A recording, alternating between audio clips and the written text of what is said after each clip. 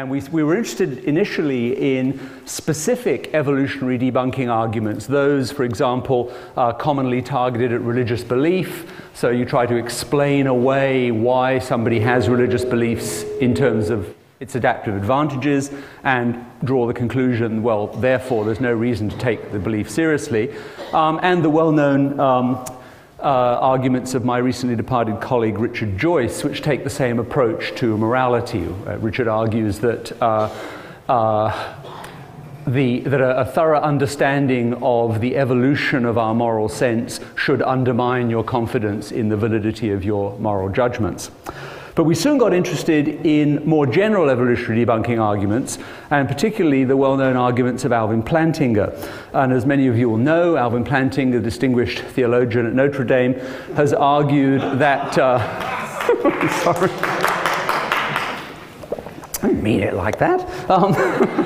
Just trying to be descriptively accurate. Has argued that for every class of beliefs, coming to believe that those beliefs have been generated by an evolved cognitive faculty should undermine your faith in the validity of those beliefs.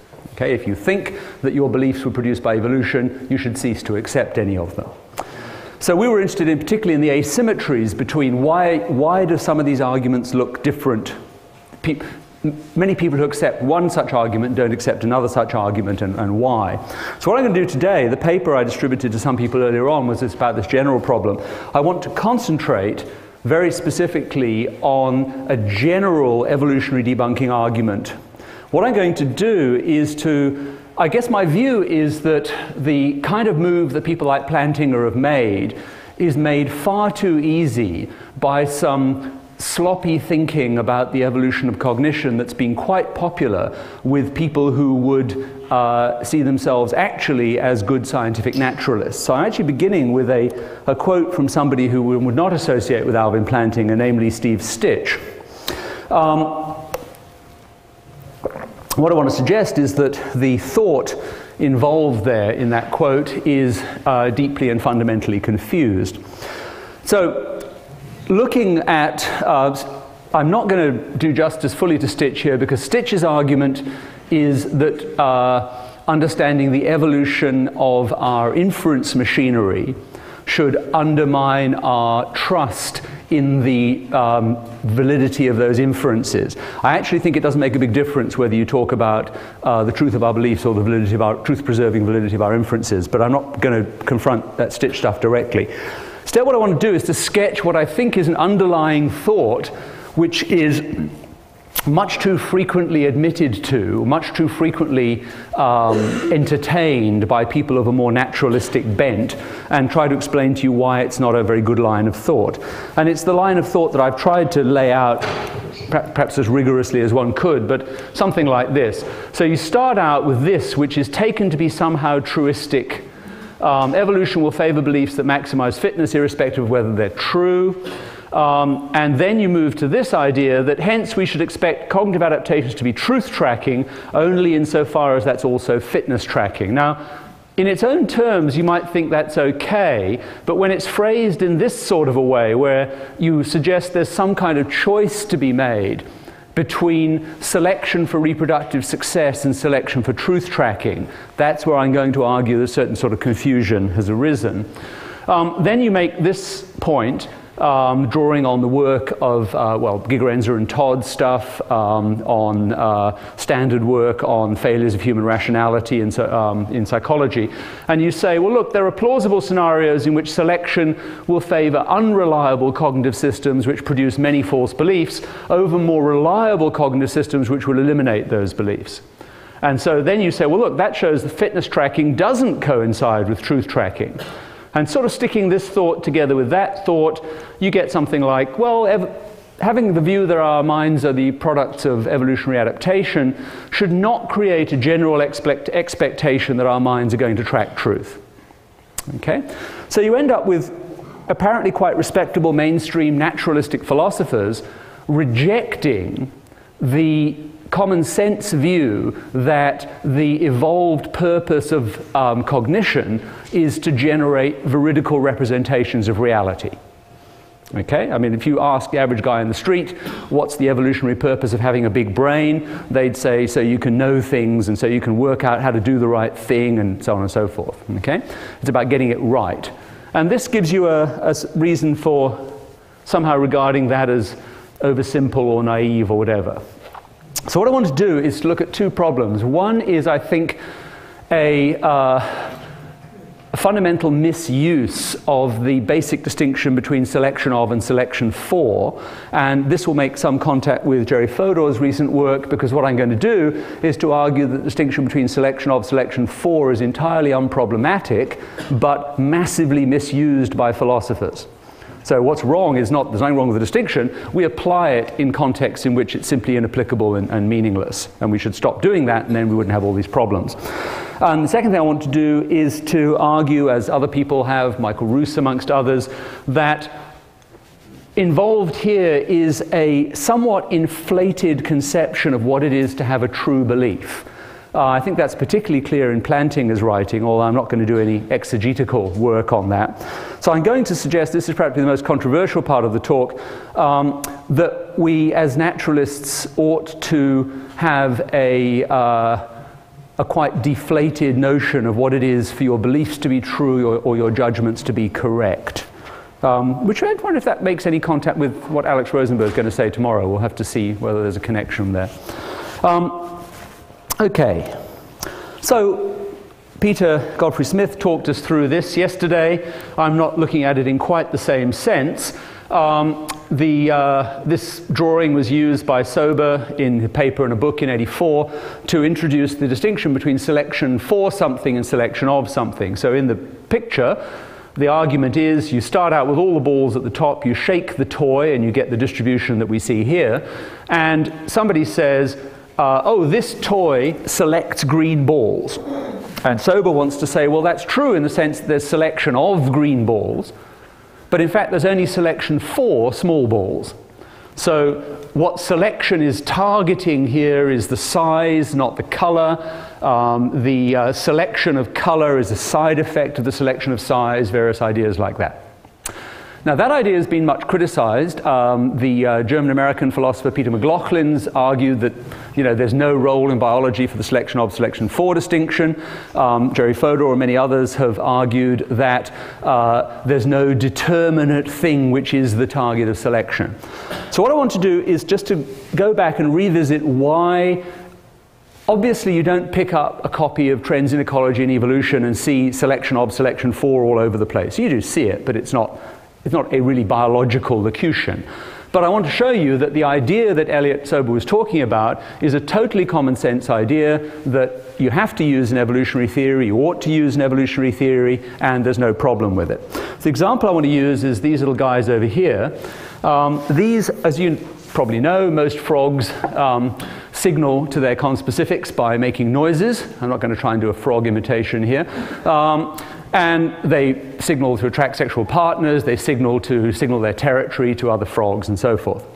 But there are a large number of frog species all over the world which don't sit around croaking. Instead, when they want to signal to their conspecifics, they raise either one or both of their back legs and spread their feet and send sort of what are often called in the literature semaphore signals. Okay? And they often have colored webbing between their toes to make the signal clearer. Now, there are two things you might guess. If somebody tells you about the existence of the ubiquity of leg-waving frogs on 3 continents, you might say to yourself, well, I tell you what, that I've always thought when I'm walking past the pond at night, that while that frog may be really good at attracting lady frogs, it's also really good at giving away its position.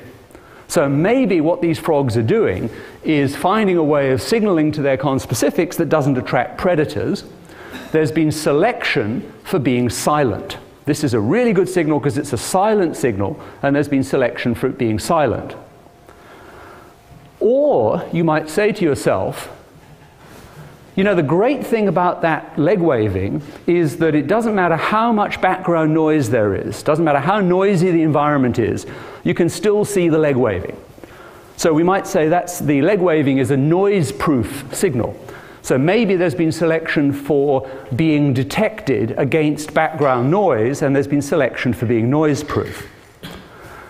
Now, I take it that those are straightforward causal stories. So the first story says the reason there are a lot of leg-waving frogs is because if you don't make a noise, the predators don't find you and eat you, and if you don't get eaten, you have more babies. And the second one says the reason there are a lot of leg-waving frogs is that if nobody can hear you, in hell, nobody can hear you croak or something. I don't know, whatever it is. If nobody can hear you croak, then you're not going to get any mates. People are going to come invading your territory. There are going to be lots of fights. So you need a signal that can be heard when there's a high level of background noise, so you change to a visual signal. So what the good thing about this is that you're able to send signals, which means you're able to get mates and you're able to defend your territory and so forth. Now, of course, I already knew what the answer was. There's a big literature on leg-waving frogs. Leg-waving frogs have evolved in parallel evolution many, many times from many different genuses of frogs. They always evolve in species which are specialists inhabiting the areas around waterfalls in fast-flowing streams. Okay? Therefore, it is universally accepted in the scientific literature that there was selection for being noise-proof and no selection for being silent. Okay? So now, here's the point I want to make. We've got two selection scenarios. They're both straightforward causal stories about how the aggregation of events of getting eaten and getting laid produced population frequencies at a later stage. Okay? Totally unproblematic. Is there a fact of the matter as to which one is true? Damn right there is. There's a causal story about why these guys had babies, and it's either this way or that way. However, there's another possibility. Both stories could be true, and both kinds of causal effects could have been really operative in history.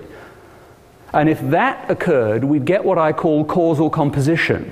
We could meaningfully say to what extent was the rise of leg waving in the frog population produced by the superior efficiency in avoiding predation, and to what extent was it produced by the superior efficiency in being detected against the running water noises. And we could build a model in which we say, well, how long would it still have gone to fixation if it was only the selection for being silent operating and not the selection for being noise-proof, or vice versa? We can partition, literally, the strength of selection to these two forces. So it seems to me that when the selection of selection for distinction is being used in the right context, it's simply asking which of the properties of these frogs enters into a causal generalization which explains their reproductive success. Okay? And because that's what you're asking, the competing properties should pass the causal composition test. If they're both true, then their results add up to a total effect. One of them might be more or less important. It could even change over time. You might argue that the trait initially spread because of being silent, but then that ceased to be important because that particular predator died out or whatever it was, and these guys then it was maintained in existence only by being noise-proof, something like that. And I take that to be just it's a complex statistical aggregate of a lot of really boring facts about frogs getting laid and getting eaten. There's nothing weird, nothing semantic going on there. Okay? So what I want to do now is contrast that to other ways you can use the distinction. So I would say that selection of selection for, you need properties that are genuine causal competitors and which pass the causal composition test. Where I think people go wrong, first place they go wrong, is by applying it to properties that relate as role and realizer. So, little example, was hemoglobin selected because it binds oxygen or because it contains iron? Okay? What I want to point out is that there are not two different selection scenarios. In one selection scenario, there was this molecule around which was really good at binding iron. And you think that historically it was really good at containing iron. Because it contains so much iron, that's why it was selected. Then there's a competing causal story. No, that wasn't what made this animal have babies. What made this animal have so many babies was that it had a molecule which had a high affinity with oxygen, and it was able to circulate that molecule in its circulatory system. Now, it's not that those two properties can't come apart. They're, intrinsically linked. Some crazy proportion of life on Earth doesn't use hemoglobin. There are two other, one I know is hemocyanins, but there's another one as well, right? So crustaceans, lots and lots of marine arthropods. What's that? But they all use iron. No, I thought hemocyanin has copper as the respiratory carrier. Pretty sure it does. But anyway. I only interrupt because I use the same example. Oh, yeah, right. So the point is, yeah, they're not the same property. One of them, in fact, is there's a property of being good at binding oxygen, and that's realized by various different chemical properties that different carrier molecules have, okay? So if you say, was it selected for one or for the other, the right answer is it was selected for both, but that answer fails the causal composition test. If you say hemoglobin was selected because it binds oxygen, you're not then saying, oh, well, if it had only been made of iron and not bound oxygen, that would have been a different selection scenario. Different forces would have been operating. Okay, what you're doing is you're saying it was selected because it filled this role, and it filled that role by having this realizer. Okay? Now, I think the ultimate example of getting that wrong, how do those two relate? I take it, by the way, that these different levels of explanation relate in very much the manner of what Frank Jackson, Philip Pettit, and various other people have called contrastive and comparative explanations.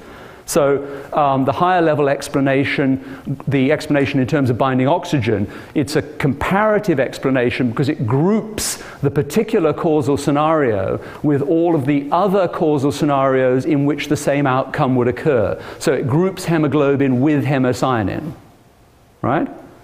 Whereas it was selected because it contains iron. You're talking about it's a contrastive explanation where you take the cases in which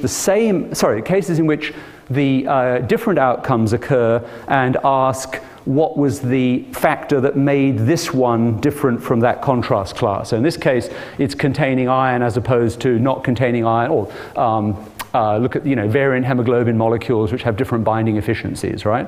It's this one that's slightly more efficient. Why don't we all circulate fetal hemoglobin? There's a good reason for that. It's not as good for the job in the adult as it is in the fetus, right? Okay, so I take it that those are completely compatible explanations. They fail the causal composition test. And as far as I can see, you shouldn't apply the selection of, selection for distinction in that context. It's simply not meaningful. Why do we think it's meaningful? So, the first time I came up with that example, I thought, oh yeah, you can say, I thought to myself, maybe you can say there's been selection for binding oxygen, but only selection of containing iron. Now, why did that seem to make sense? Seems to me there's a way of using the language of selection of and selection for. You have multiple levels of explanation. If they're all good explanations, they're complementary explanations, and they're going to relate using the comparative contrastive distinction or some other philosopher's apparatus for dealing with similar cases. Okay? On the other hand, suppose you've got multiple levels of explanation, and you think that at one level of explanation, there really isn't a good explanation to be had. Okay? There just isn't a good explanation at that level. There's stuff going on, right? But it's not really doing any explaining.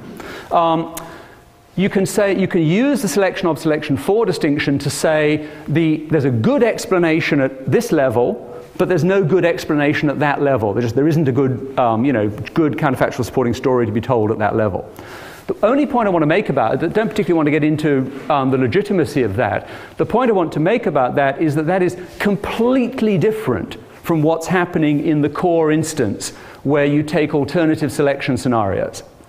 So if you use selection of, selection for in both ways, you're using it ambiguously to mean there are two possible causal scenarios which, if they were both true, would be causal competitors. And I'm telling you that one of them has had the dominant or the unique influence in the actual causal history.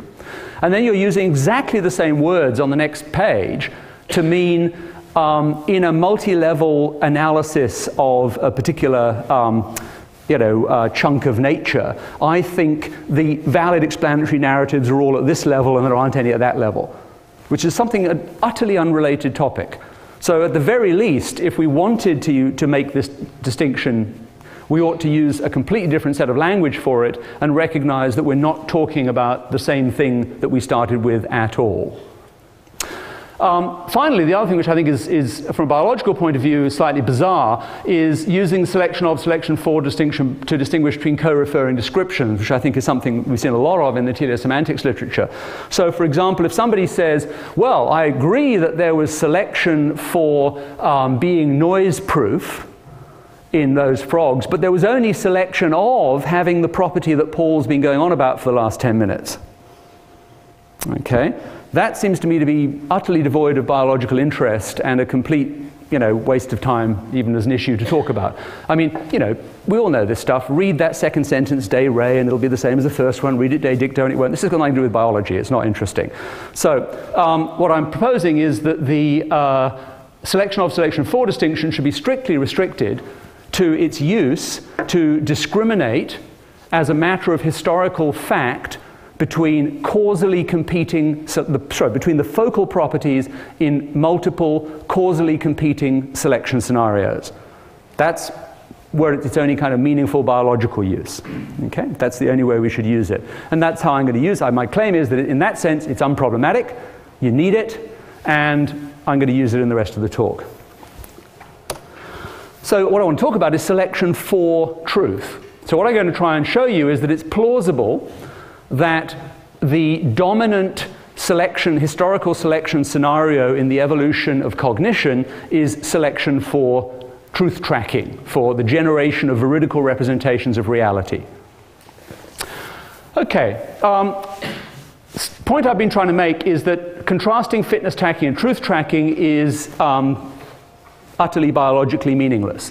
I'm not sure it ever makes sense to contrast any other kind of selection for to selection for fitness. To say something's been selected for fitness is, after all, to say that it's been selected with some additional words added.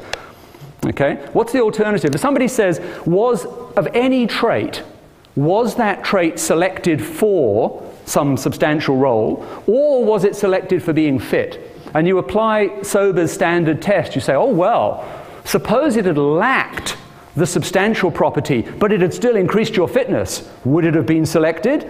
And the answer will always be yes, by definition.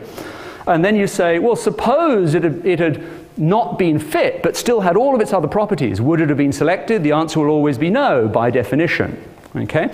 So it seems to me that it's utterly meaningless to use the selection of, selection for distinction to contrast the property of having a particular fitness function with any of the realizer properties of having that fitness function. Don't see how that could mean anything in a biological sense. Okay, so truth tracking, I want to argue, is nothing weird. Truth tracking is a rather vague ecological property. It's very comparable to, say, foraging efficiency. So I've got two organisms, and I say, why is this organism common and that one only found in a few, refuges up high in the Alps where nobody ever gets to go there apart from it, and its population is decreasing anyway. And I say, well, it's because this variant down here is a really efficient forager, and that guy up there is a lousy forager. It spends ages at patches that any blind Freddy could see are exhausted of any resources and starves to death and stuff like that. It's a really bad forager. These guys are really efficient foragers. You apply optimal foraging theory and they look as if they were designed by a mad dog adaptationist. Okay? That's why they did so well. And I think that's strictly comparable if you've got one organism which is a radical counter-inductivist and it's rare, and another organism that's a fairly naive but effective inductivist and it's common, and you say, why is one organism rare and the other one common? I would say, because this organism is better at tracking truth than that one. This one's really bad at forming veridical representations. That one's much better at it. So I just think it's a straightforward ecological property. If cognition was not selected for truth tracking, it must have been selected for a causal competitor property, which features in another selection scenario. So to deny that cognition was selected for truth tracking, you can't say because it was selected for fitness. That's literally, I think, meaningless. Okay? It's a silly thing to say. You have to say, oh, well, no, it was selected for, our large brain is primarily there to cool the blood, and the fact that it does cognition is a side effect. That would be a real, if implausible, hypothesis. Okay, so historically, the fact that people formed veridical representations is just a side effect, and the reason that there was exponential growth in human brain size was that it became more and more important to cool the blood. Okay? Now, if you look at Alvin Plantinga's so-called alternative Darwinian hypotheses to explain the existence of a large human brain and our engaging in vast amounts of expensive cognition, they are all actually real causal competitors, but they're all absurdly biologically implausible. The claim that the exponential growth in human brain size was driven by genetic linkage to other alleles. I mean, that there is, that is a genuine hypothesis. It's just demonstrably wrong. Okay? Look at the genetics. It's not even a starter. The claim that, well, I won't go through, but anyway, Plantinga basically comes up with some not very well thought through evolutionary speculations about why we might devote 20% of our energy budget to running a big brain. Okay? And they're genuine causal competitors, but I don't think they're anything anybody would worry about. Okay.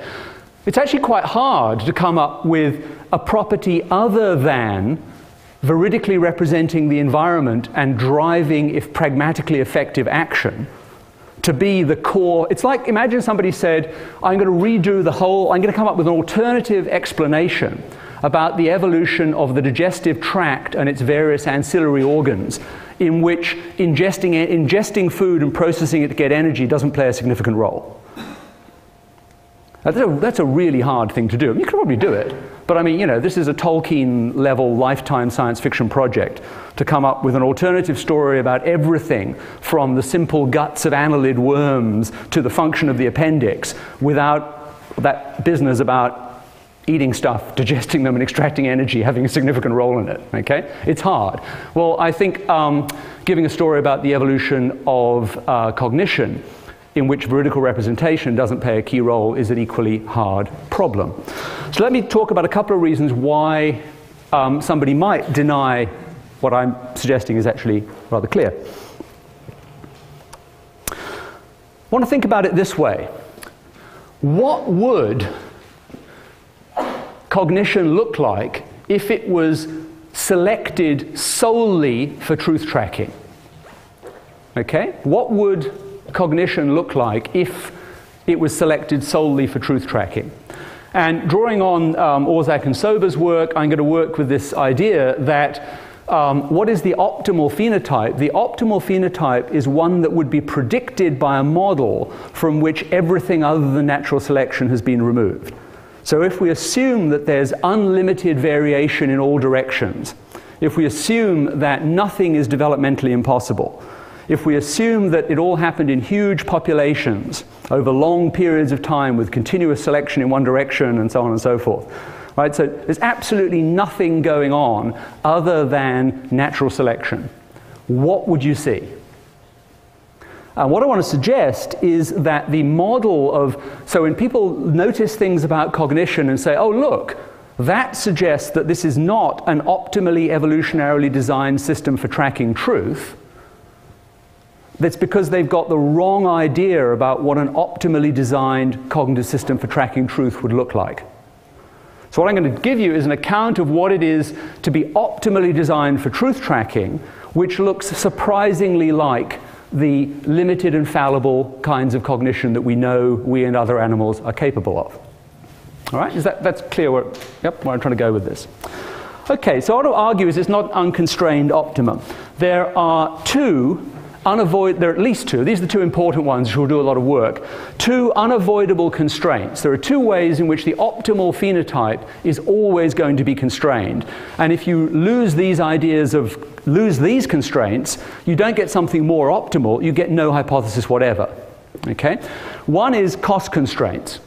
So if somebody says to me, look, I've worked out that if antelopes didn't bother to build any other part of their body and never did anything, and they didn't have an immune system and stuff like that, they'd actually be able to have bigger, stronger legs and run faster.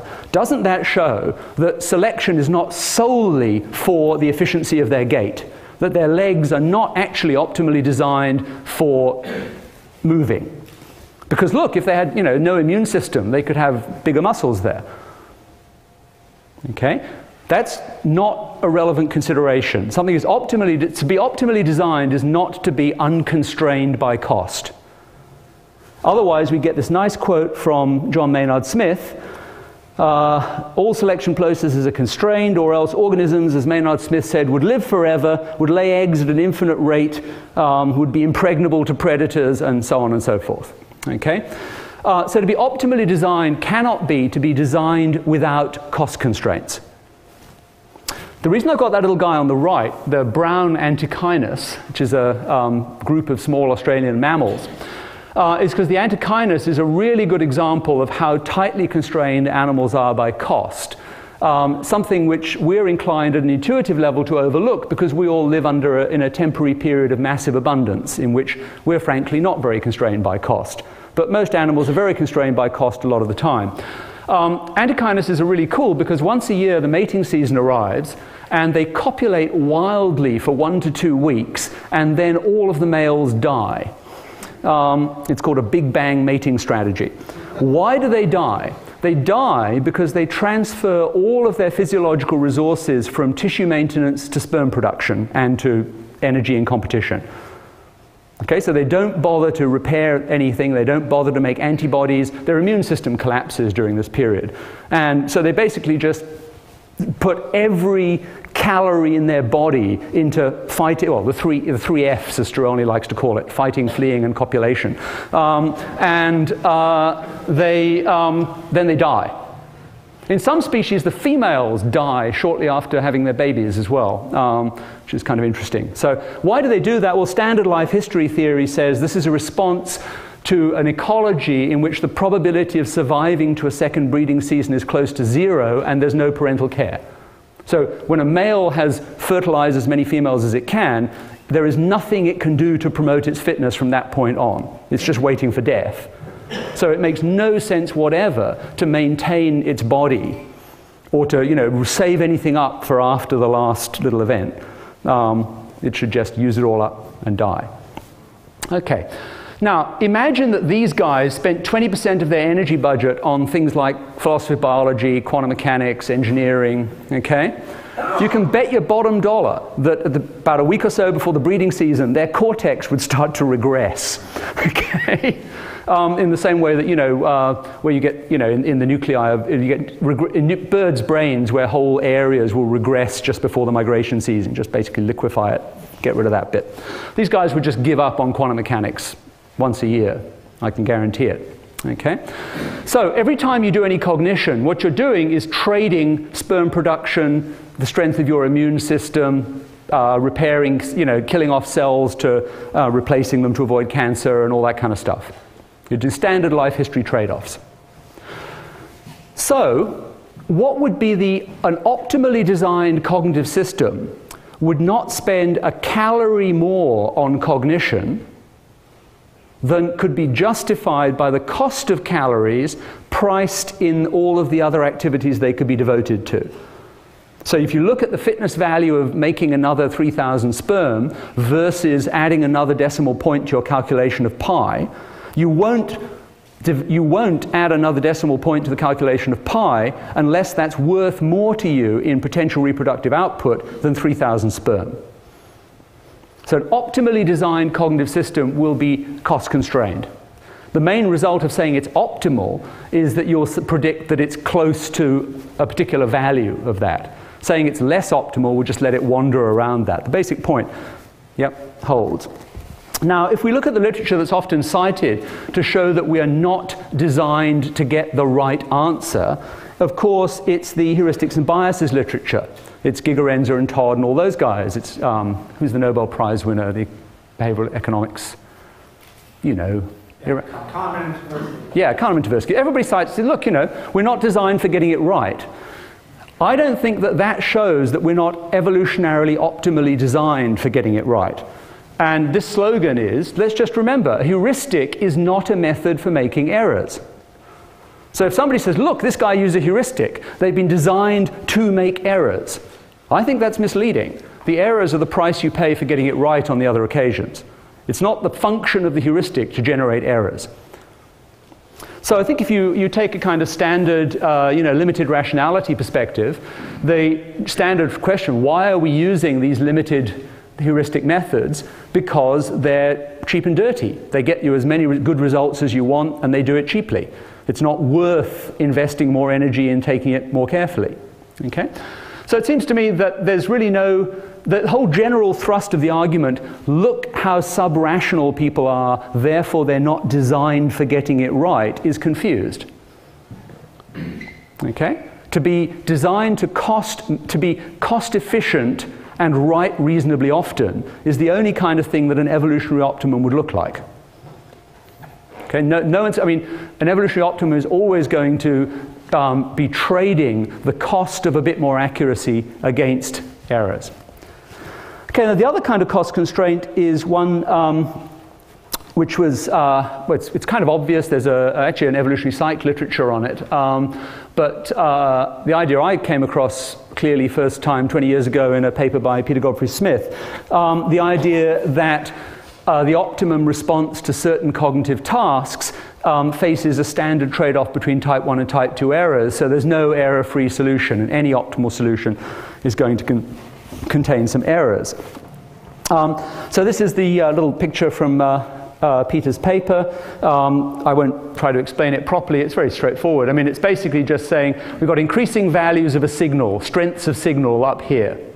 We've got the probability of two probability distributions here.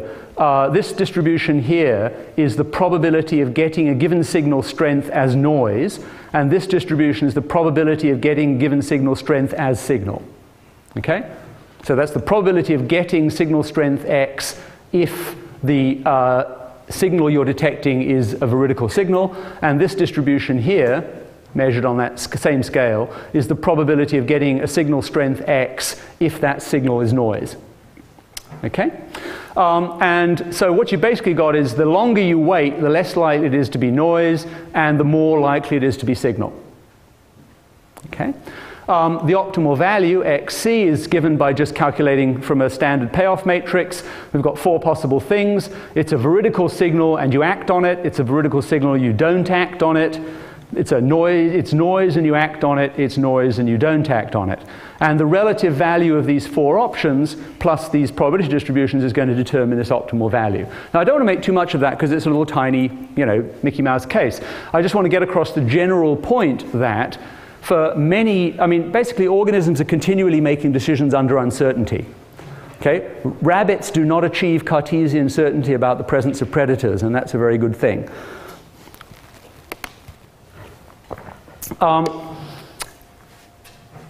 So you're often going to be, the evolutionarily optimal response will be one which generates a predictable rate of balance of type 1, type 2 errors. The right number of type 1 and type 2 errors is undefined unless you attach values to them. Okay, so there's in fact there's no definition of what is the optimum cognitive phenotype that doesn't include the relative price of the different kinds of error. So forget the little simple model. The general point is organisms are continually having to make decisions with less than perfect information. The optimal response is always going to be a response that depends on the value of different kinds of error. Okay? And just to quote, nice quote from Peter, unless you ask about what's happening in the real world, you can't put numbers in these boxes. I mean, the reason that, so if in this diagram, you're not showing the representation relation between what's going on in the mind and the way the real world is. But that relation's there in the background because you can't put anything in these boxes without looking at whether or not the animal is responding. If you act as if the world is a given way and it is not that way, you end up over here. If you act as if the world is a given way and it is that way, you end up over here. So the world's being a particular way is an essential part of the story. And that's Peter's quote, which I used to sort of sum that up. He says, correspondence truth has a definite place. If C, the optimal value, the response driven by that is regarded as representing S. Hits and rejections are truths. Misses and false alarms are errors. Truth remains a definite goal of cognition. Okay? So what I want to suggest is roughly this. If cognition were solely designed for tracking truth, it would be cost constrained, it would face intrinsic task constraints, and this is the only sensible definition of an evolutionarily optimal truth tracking cognitive system. Organisms represent optimally if they obtain as much relevant truth, that's where price comes in, as much relevant truth as they can afford and tolerate no more error than is needed to obtain it. Okay? So if you think that an optimally designed cognitive system where selection was solely selection for truth tracking, for veridical representation, is captured by that definition of optimality, what I want to put to you is that it's plausible that for large domains of cognitive activity, we're pretty well designed. The large domains of cognitive activity, we and all other animals are pretty well designed. So if you're, for example, we look at the red-tailed hawks hunting in the countryside around here, and somebody says, a priori, do you think it's reasonable to think that when the red-tailed hawks are looking for prey around them, that they get it right, they get the things that are significant to their lives correct quite a lot, and when they get it wrong, it's only because they're trading being a little, you don't waste that much energy stooping with a small probability there's no rabbit there. Okay, it's well worth having a shot. So when they get it wrong, that's the only way to get it wrong less often would be to get it right less often on other occasions, and that trade-off is worth their while. I think that's a very plausible view of the evolution of the cognitive apparatus of a red-tailed hawk. And it's for certain major domains, it's a very plausible view about the evolution of our own cognition. So what major domains are those? I'm inclined to identify it with good old Morean common sense. Now, of course, that word's been used in many different ways for 100 years in interesting philosophical literature. But if you go back and read A Defense of Common Sense, what does More actually include as his examples of the common sense truths? They are the existence of middle-sized physical objects around us, their spatiotemporal location, and the things that are contemporary, we tend to refer to fashionably today as theory of mind. Okay, so if you look at what More actually gives us as examples, it's, chairs, mantelpiece, the mantelpiece is to the right of the chair, this is 4 meters away, I have a mind, I want stuff, I like stuff, I think stuff, that thing over there is another person, it wants stuff and thinks stuff too, and it knows that about me. Okay? Now, I think it's reasonably plausible that human beings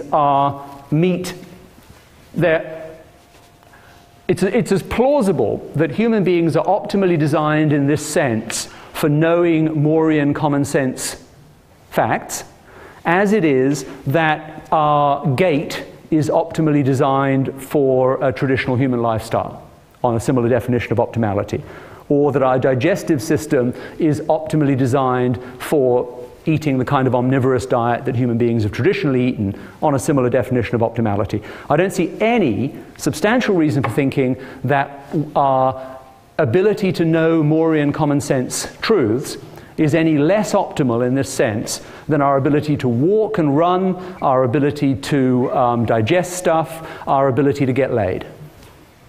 All right, other basic ecological roles. Okay, so I'm not impressed by that case. Now, I want to confront the other issue. How long do I have? Not long. Did we start 5 minutes late? About 10 minutes. 10 minutes, oh great, that's fine. That gives I have plenty of time. 15, not a problem. Good. So, 5 would have been a problem. Okay. What I want to do now is look at this idea that one of the problems here is having an inflated conception of truth. when you look at Plantinga, I mean, there's a lot in Plantinga's stuff, but Plantinga has some interesting sort of stories about how, well, I could have this kind of conceptual scheme that doesn't tell it like it is, but is sort of complexly mirroring the real story about how it is, so that everything I believe is false, but my actions are all correct, right?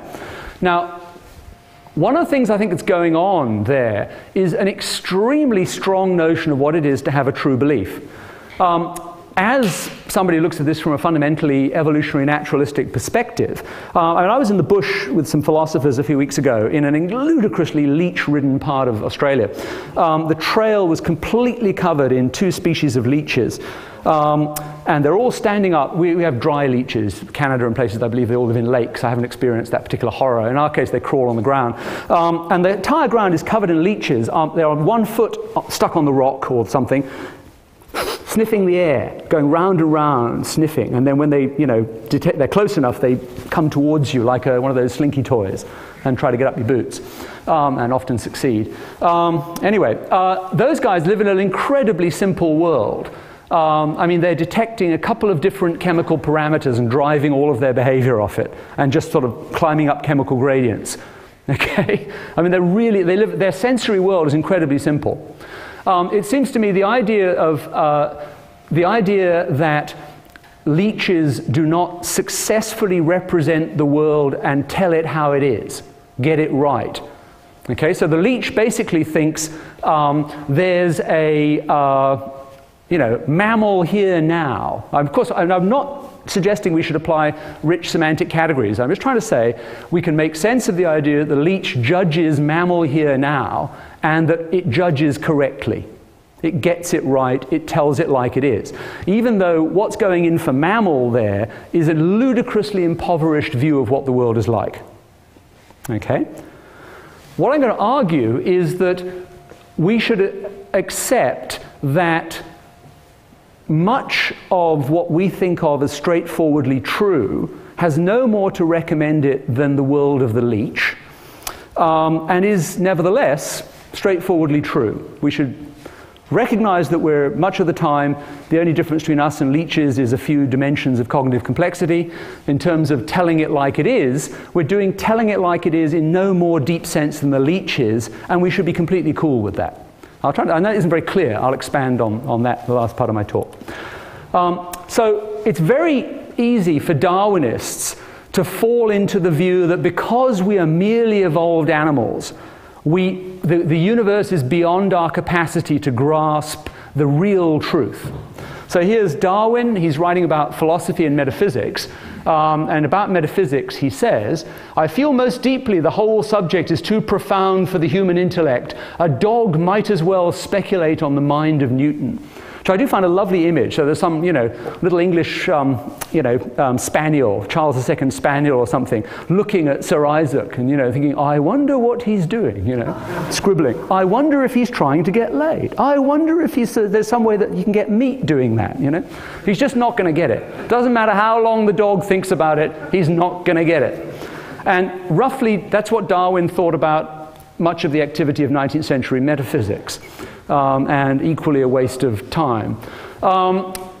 Here's Haldane, which the lovely Haldane quote you probably all know. My suspicion is the universe is not only queerer than we suppose, but queerer than we can suppose. Now, I think those are nice witty remarks, but there's something fundamentally wrong with them, or at least if you read the Darwin, what he actually says is quite sensible, but taken on its own, that remark. And I think Haldane's making a mistake. The mistake is in thinking that if we are possessed of an incredibly limited worldview, and constrained, even if we're constrained within that worldview by our physical constitution, that therefore we never get to believe anything true. If you take that idea seriously, okay, I mean, we know that our, well, let me move on. I mean, I think that's just an idea that is not an option. Talk about the other two guys in a minute. I just want to take you back to another quote you all know, the famous Eddington 2 tables quote.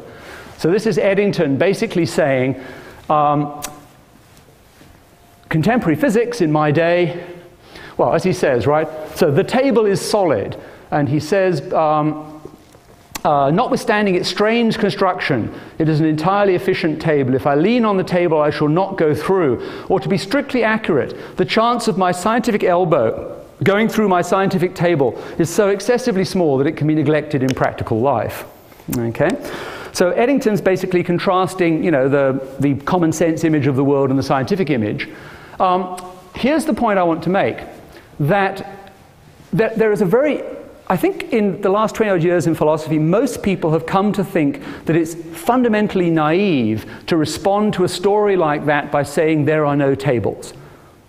Okay? I remember I read a popular science book many years ago now, 10, 12 years ago, where the author, who obviously hadn't done any philosophy, had rediscovered the existence of secondary qualities.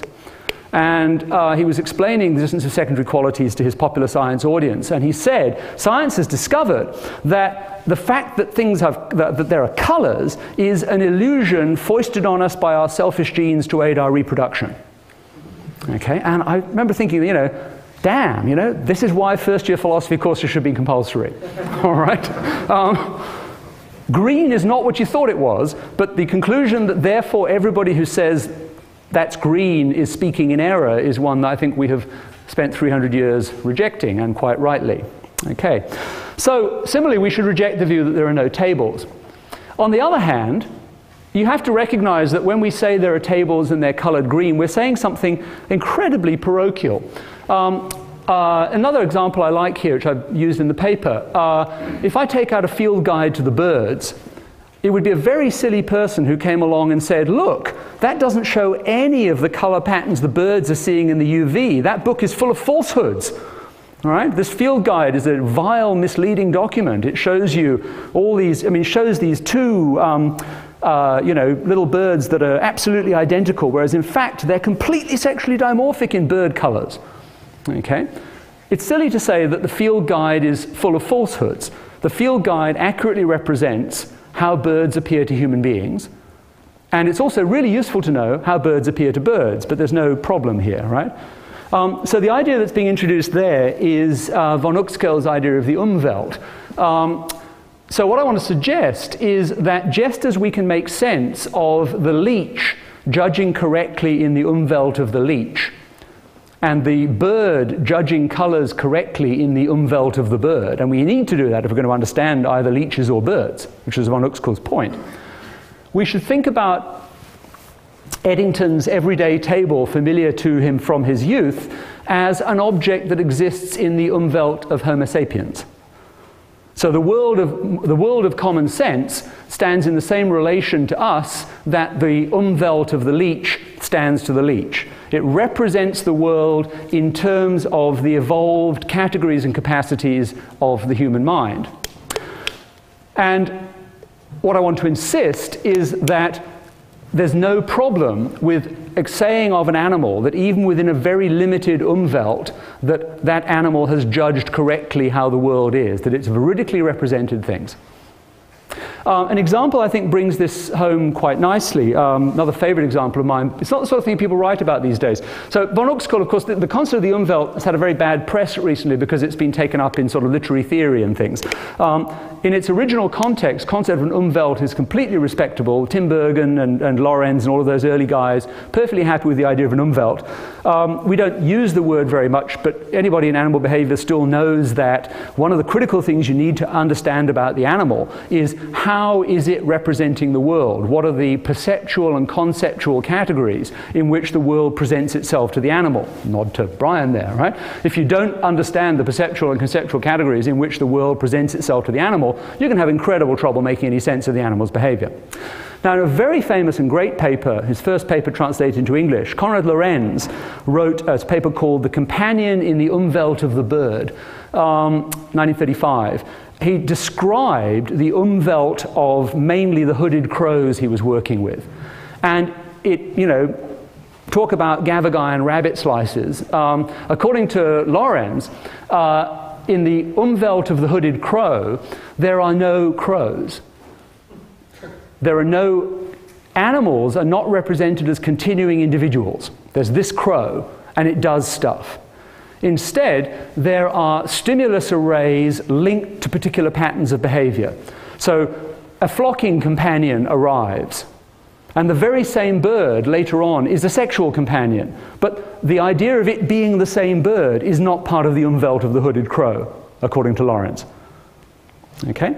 So the world is divided into stimulus arrays linked to particular bodies of instinctive behavior. And it consists of, and I believe the German word works better than the English here, it consists not of individual animals, but these things that Lawrence calls companions. So there's not a flock of birds. Instead, there are many flocking companions, many sexual companions, many parenting companions, so forth. Okay? Now, it doesn't really matter whether Lawrence is right about that. The point is that it's a respectable scientific hypothesis. He might be right about that. And that's a completely different world from the human Umwelt. What I want to suggest is that it's crazy to say there's anything wrong with it. To say that my claim that there are chairs in this room has some greater sense of being a veridical truth about reality than the crow's judgment that a sexual companion has just approached me. Both of those judgments are 100% correct. Okay? So that's the claim. Now, what I want to claim is that if we put all these ideas together, we get a very deflate. So what I want to say that there's been evolution is selected for truth.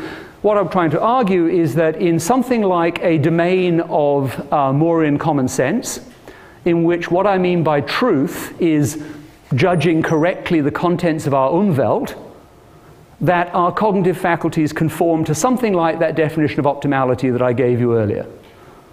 And in that sense, I want to argue that it's very plausible that the dominant selection pressure in the development of human and other animals' cognition has been selection for truth. Thank you.